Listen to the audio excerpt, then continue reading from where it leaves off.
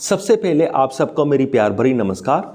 ओशो जी समझाते हैं कि जो आज का इंसान है ये इतना अग्रेसिव क्यों बन गया है, ये बात छोटी छोटी बात पे इतना चिढ़ता क्यों रहता है, छोटी छोटी बात पर इतना गुस्सा क्यों करता है, कभी कभी तो छोटी छोटी बात पर बहुत ही बड़े लेवल के लड़ाई झगड़े वो कर बैठता है। ऐसा क्यों है? ओशो जी कहते हैं जब पुराना समय था, जब बहुत ही ज़्यादा पुराना समय था, जब अर्ली मैन हुआ करते थे तो तब इंसान की फिजिकल एक्टिविटी बहुत हुआ करती थी। तब सपोज करो अगर इंसान को खाना खाना है तो उसे खाना खाने के लिए जंगलों में भटकना पड़ता था, फिर शिकार करना पड़ता था और वहाँ पर चलते रहना पड़ता था, लड़ाई झगड़ा जानवरों के साथ करना पड़ता था, तभी वो उन्हें मार पाते थे और फिर उनको खा पाते थे। तो पुराने समय में उनकी फिजिकल एक्टिविटी बहुत ही ज़्यादा थी।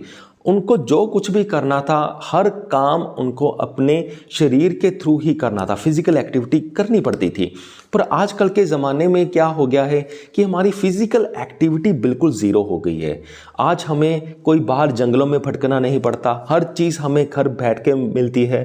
पानी, खाना, एवरीथिंग हमें घर बैठकर मिलता है, हमें कुछ भी नहीं करना। अगर हमारा जो भी कोई काम भी होता है, सपोज करो हम ऑफिस जाते हैं तो हमें ऑफिस में भी मेंटली काम करना होता है और घर में भी मेंटली ही काम करना होता है ज़्यादा। सो हमारा फिजिकलिटी से अब कुछ ज़्यादा रहा नहीं।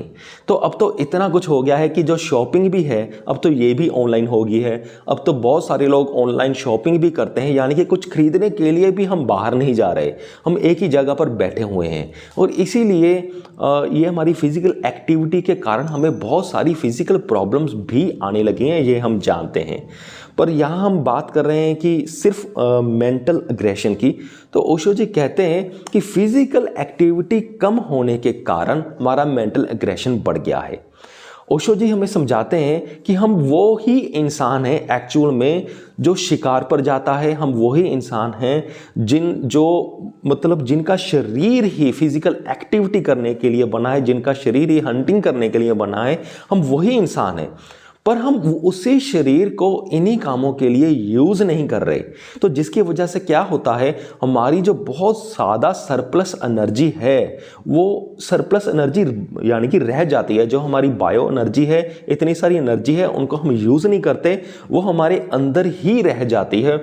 और जब भी हमें छोटा मोटी चीज़ ऐसी मिलती है जो हमें हल्का सा ट्रिगर कर देती है तो वो एकदम से वो सरप्लस एनर्जी एक गुस्से के रूप में, एक परवर्टेड रूप में बाहर आती है और वो बहुत ही नेगेटिवली बाहर आती है और यानी कि वो किसी का हार्म कर जाती है, mentally as well as emotionally या कभी कभी फिजिकली भी।